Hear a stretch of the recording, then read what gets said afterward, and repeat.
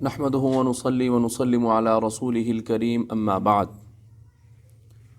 آج کی اس مجلس میں اور اس حفلہ میں ہم سب سے پہلے تو تجوید کی اہمیت پر بات کریں گے، اور پھر اس کے بعد جو تجوید کی اصطلاحات ہیں اور تجوید کے جو احکامات ہیں اور جو ان کے قواعد ہیں ان کو ہم پڑھیں گے بھی صحیح، اور انشاءاللہ کیا کریں گے، یاد بھی کریں گے۔ پھر اس کے بعد اگلا جو مرحلہ ہوگا اس میں ہم جو مسنون دعائیں ہیں جو جناب نبی کریم صلی اللہ علیہ وسلم نے امت کو تلقین فرمائی ہیں اور ان کی تعلیم فرمائی ہے، ان کو بھی ہم کیا کریں گے جی، یاد کریں گے انشاءاللہ بفضل خدا۔ تو سب سے پہلے مختصر سی اس مجلس میں آپ کی تجوید کی اہمیت پہلے بھی آپ کے سامنے بیان ہو چکی ہے اور بعض طلباء کو یاد بھی کروائی گئی، تو ایک دفعہ پھر اس کو مختصر انداز میں دہرا دیتا ہوں آپ کے سامنے کہ قرآن کریم کس زبان میں نازل ہوا؟ قرآن کریم کس زبان میں نازل ہوا؟ عربی زبان میں نازل ہوا، اور اس کو پڑھا کس طریقے کے مطابق جائے گا؟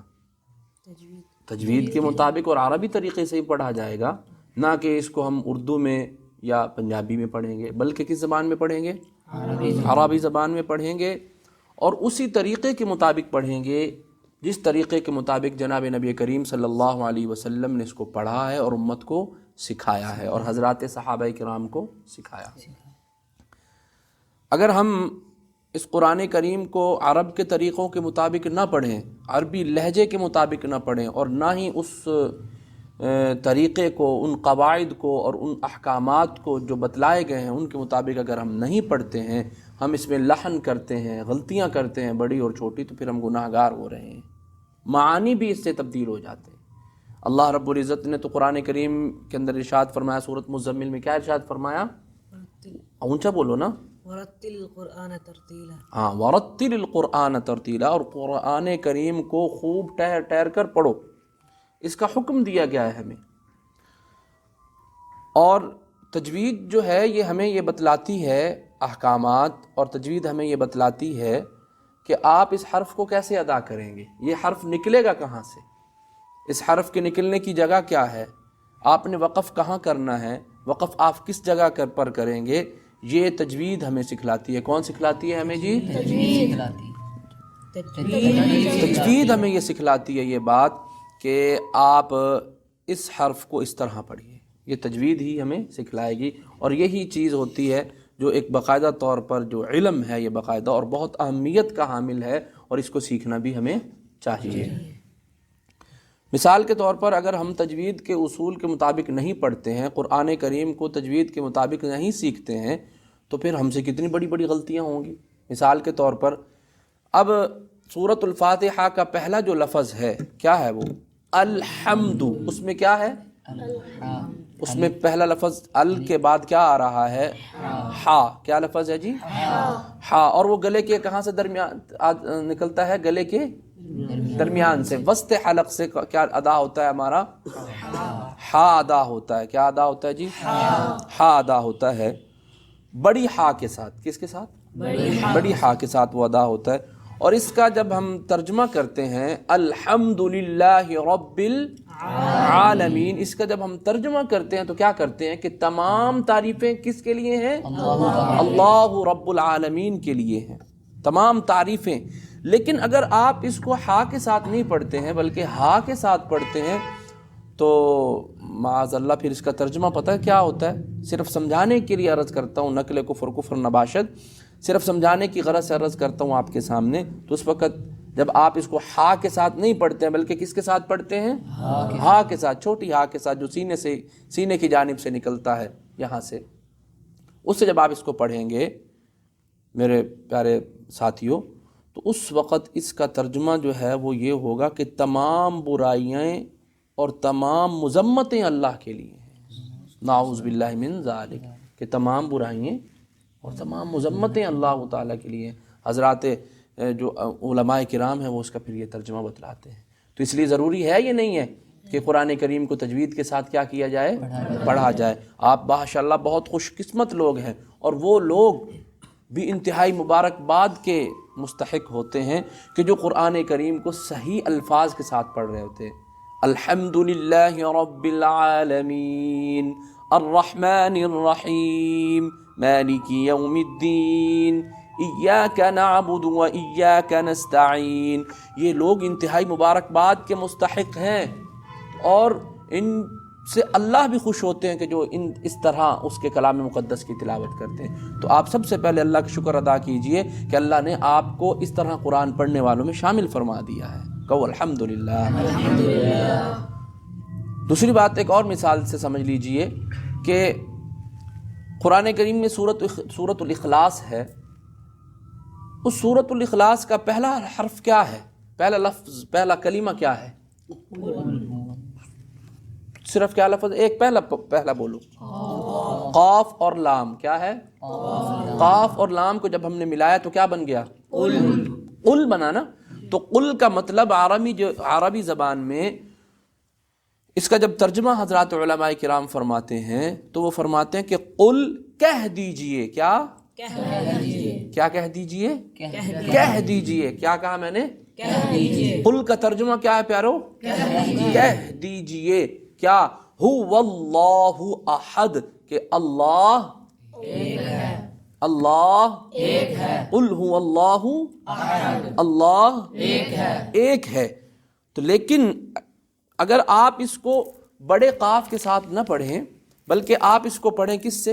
چھوٹے کاف کے ساتھ. کون سا کاف؟ جو کتاب کے اندر آتا ہے. کس کے اندر آتا ہے؟ کتاب کے اندر آتا ہے. آپ کہیں کہ قل هو اللہ احد. تو اس وقت جو حضرات ترجمہ بتلاتے ہیں علماء کرام ہمیں، ہمارے اساتذہ، وہ یہ کہتے ہیں کہ اس وقت ترجمہ یہ بن جاتا ہے کہ کل کا مطلب عربی زبان میں کہتے ہیں کھانے کو. کیا ہے؟ کھانے کو. دسترخوان پر کوئی شخص بیٹھا ہو نا تو اس کو کیا کہا جاتا ہے کہ کل مما یلیک، اپنے سامنے سے کھاؤ. کیا ہے؟ اپنے سامنے سے. کسی بھی شخص کو کہنا کہ کل کھائیے، یہ عربی میں امر کا لفظ ہے. امر یعنی حکم دیا جا رہا ہے کہ کل کھائیے. تو اگر ہم قل کو کل پڑھیں تو پھر ترجمہ کیا بن جائے گا؟ غلط نہیں ہو جائے گا کہ کھاؤ اللہ ایک ہے. نعوذ باللہ من ذالک. تو اس سے آپ کو سمجھ میں آ گئی کہ تجوید کی اہمیت کتنی ضروری ہے، کتنی ہی ضروری ہے. تو اس لیے تجوید کے ساتھ قرآن کریم کو پڑھنا بھی ہے، احکامات کو بھی سمجھنا ہے کہ کہاں ہم نے وقف کرنا ہے، بسم اللہ کہاں پڑھی جائے گی، کہاں نہیں پڑھی جائے گی، اعوذ باللہ اور بسم اللہ اور ایک سورت کو ساتھ ملانا ہے، کس طرح ہم ملائیں گے، ہاں کہاں سے نکالیں گے، کس جگہ رکنا ہے، وقوف یعنی وقف ان کا پہچاننا اور صفات کا یاد کرنا اور حروف کی جو صفات ہیں ان کو یاد کرنا، یہ ساری کیا ہوتی ہے جی؟ تجوید ہے. تجوید کا مطلب یہی ہے کہ مخارج الحروف والصفات، کہ حروف کے مخارج کو یاد کرنا اور اس کی صفات کو یاد کرنا. یہ ضروری ہے ہمارے لیے. کیا ہے جی ہمارے لیے پیارو؟ ضروری ہے اور ہم نے یہ کیا کرنا ہے؟ انشاءاللہ یاد بھی کرنا ہے. تو آج کی اس مجلس میں جہاں آپ نے پہلے الحمدللہ یہ تمام چیزیں یاد کر رکھی ہیں تو اپنے ان دوست احباب کے لیے، ان دوستوں کے لیے، ان اپنے پیارے بھائیوں کے لیے بھی یہ مجلس مفید اور مددگار ثابت ہوگی کہ جو آپ کو یعنی یوٹیوب پر بھی دیکھتے ہیں، جو آپ کو فیس بک پر بھی دیکھتے ہیں، ان کے لیے بھی یہ مجلس انشاءاللہ کیا ہو جائے گی؟ نافع بھی ہوگی، مفید بھی ہوگی انشاءاللہ تعالی. اور اللہ رب العزت سے دعا بھی کرتے ہیں ہم کہ اللہ رب العزت ہماری اس کاوش کو، اس کوشش کو کیا کرے؟ قبول اور منظور فرمائے. کیا فرمائے جی؟ قبول منظور فرمائے. تو آج جو سب سے پہلے جو سبق ہے ہمارا وہ ہم یاد کریں گے تجوید کی چند جو اصطلاحات ہیں. کیا تجوید کی چند اصطلاحات ہم کیا کریں گے جی؟ یاد کریں گے. تو سب سے پہلی جو یعنی کہ اصطلاح کا لفظ کیا معنی ہے؟ اصطلاحات کا معنی یہاں یہ ہے پیارو کہ اصطلاح کہتے ہیں کوئی بھی خاص لفظ جو ہوتا ہے وہ جب بولا جاتا ہے نا تو اس کو کہتے ہیں کہ یہ اصطلاحی لفظ ہے، ایک خاص لفظ ہے. کیا لفظ ہے جی؟ یہ خاص لفظ ہے. ایک خاص لفظ کو کہتے ہیں کہ یہ اصطلاحی لفظ ہے. ٹھیک ہے، وہ لفظ ان چیزوں کے ساتھ کیا ہوتے ہیں جی؟ خاص ہوتے ہیں. تو سب سے پہلے ہم وہ اصطلاحات سیکھیں گے، پھر اس کے بعد انشاءاللہ تلاوت قرآن کے چند آداب بھی ہم پڑھیں گے، اور پھر اس کے بعد ہم جو ہے وہ اپنے سبق کی طرف آگے رواں دواں رہیں گے انشاءاللہ۔ جو مختصر اور ضروری چیزیں ہیں وہ ہم یاد بھی کریں گے اور کیا کریں گے، سیکھیں گے بھی صحیح اور یاد بھی رکھیں گے انشاءاللہ۔ رکھو گے نا یاد سارے؟ سب سے پہلا لفظ تعوذ، جو ایک اصطلاحی اور خاص لفظ ہے۔ تعوذ کیا لفظ ہے؟ تعوذ کس سے کہتے ہیں؟ تعوذ کہتے ہیں اعوذ باللہ من الشیطان الرجیم کو۔ کس کو کہا جاتا ہے؟ اعوذ باللہ من الشیطان الرجیم کو تعوذ کہتے ہیں۔ اور اس کو ایک دوسرا نام بھی اس کا ہے، اس کو استعاذہ بھی کہتے ہیں۔ کیا کہتے ہیں؟ استعاذہ بھی کہتے ہیں۔ تو تعوذ کسے کہتے ہیں جی؟ جب سوال کیا جائے آپ سے کہ ہاں بھائی حافظ صاحب آپ بتلائیے، قاری صاحب آپ بتلائیے کہ تعوذ کسے کہتے ہیں، تو آپ کیا جواب دیں گے؟ تعوذ اعوذ باللہ من الشیطان الرجیم کو کہا جاتا ہے اور اس کو استعاذہ بھی کہتے ہیں۔ ماشاءاللہ، بہت اچھی بات۔ اور دوسرا جو اب لفظ ہے ہمارا تسمیہ، کیا؟ تسمیہ کسے کہتے ہیں؟ سوال جب ہو تو جواب یہ ہونا چاہیے کہ بسم اللہ الرحمن الرحیم کو تسمیہ کہتے ہیں۔ اور اس کا ایک دوسرا نام بھی ہے، اس کا دوسرا نام ہے کہ اس کو بسملہ بھی کہتے ہیں۔ کیا کہتے ہیں؟ بسملہ بھی کہتے ہیں۔ اب اگر سوال ہو یہ کہ جی تسمیہ کسے کہتے ہیں تو آپ کیا جواب دیں گے؟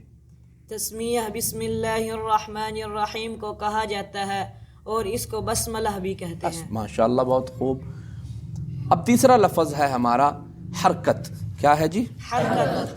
آپ نے پڑھتے ہیں کہ آپ نے پڑھا، ہم بھی آپ سے بار بار کہتے ہیں کہ جی اس حرف پر فلاں حرکت ہے، یہ فلاں حرکت ہے، یہ فلاں حرکت ہے۔ تو یہ حرکت کا کیا معنی ہے یہاں اس کے اندر؟ ایک تو حرکت وہ ہوتی ہے کہ میرا یہ ہاتھ حرکت کر رہا ہے، میری زبان حرکت کر رہی ہے، میرا جناب فلاں چیز حرکت کر رہی ہے، وہ پنکھا حرکت کر رہا ہے، درخت حرکت کر رہا ہے۔ ایک تو وہ حرکت ہے۔ ایک یہ حرکت خاص لفظ یہاں جو قرآن کریم کی تجوید کے اندر بولا جا رہا ہے، اس کا کیا معنی ہے؟ تو حرکت یہاں جو اس معنی میں یہاں جو یہ لفظ استعمال ہوا، یہاں اس کا معنی یہ ہوگا، اس کی تشریح اور اس کا معنی یہاں یہ ہوگا کہ زبر زیر پیش کو حرکت کہتے ہیں۔ کیا؟ زبر زیر پیش کو حرکت کہتے ہیں۔ ٹھیک۔ اب یہ ہے کہ پھر تھوڑی سی مزید اور اس میں وضاحت اور اس میں تھوڑی سی تشریح یہ ہے کہ زبر جو ہوتی ہے وہ حرف کے اوپر ہوتی ہے اور زیر حرف کے نیچے ہوتی ہے، اور پیش اوپر مڑا ہوا ہوتا ہے۔ کیا ہوتا ہے جی؟ پیش اوپر مڑی ہوئی ہوتی ہے یا اوپر مڑا ہوا ہوتا ہے؟ مڑا ہوا ہوتا ہے۔ اور دوسری بات یہاں آپ یہ سمجھ لیجئے کہ جس حرف پر حرکت ہو اسے کیا کہتے ہیں؟ متحرک۔ شاباش۔ جس حرف پر حرکت ہو اسے کیا کہتے ہیں؟ متحرک کہا جاتا ہے جی۔ تو اب آپ سے میں سوال کرتا ہوں کہ جی ہاں جی بتلائیے کہ حرکت کسے کہتے ہیں؟ جی حافظ صاحب۔ زبر زیر پیش کو حرکت کہتے ہیں۔ زبر اوپر، زیر نیچے، پیش اوپر مڑا ہوا ہوتا ہے۔ جس حرف پر حرکت ہو اس کو متحرک کہا جاتا ہے۔ ماشاءاللہ، بہت خوب، بہت خوب، اللہ برکت سے سرفراز فرمائے۔ جی اگر آپ سے سوال یہی کیا جائے حافظ صاحب کہ تعوذ کسے کہتے ہیں؟